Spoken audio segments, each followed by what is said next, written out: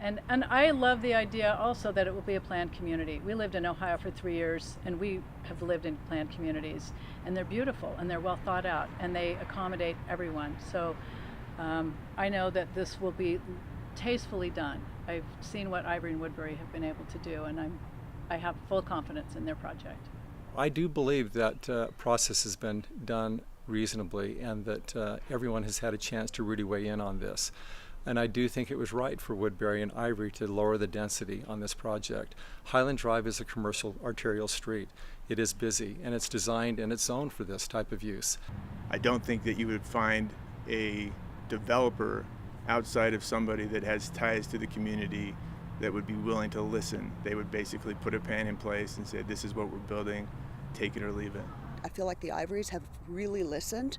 One of my original comments was on the trail, which I felt like they took that into account. I've spoken about traffic, and I've pretty much said everything that I want to say, and I feel like all of my neighbors and friends have had a chance to say what they want to say. I'm not a fan of drawing this out further because I feel like we followed the process that's our law in the city right now.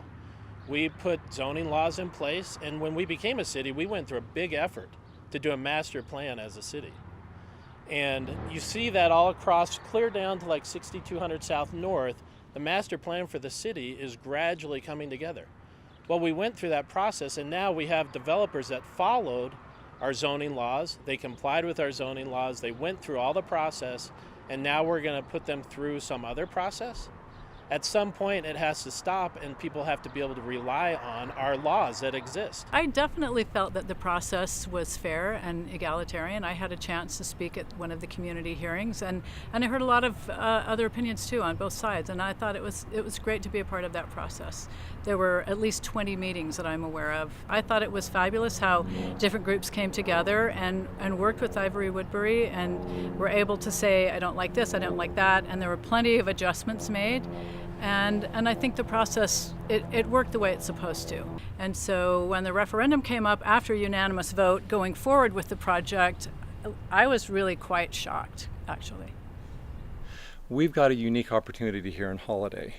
We have a great piece of property here. It's the last commercial piece that Holladay has. If Woodbury and Ivory have got the capabilities, and I believe having local developers here is really in our best interest, because no one should and cares more about it than a local developer. And we've got two very qualified developers.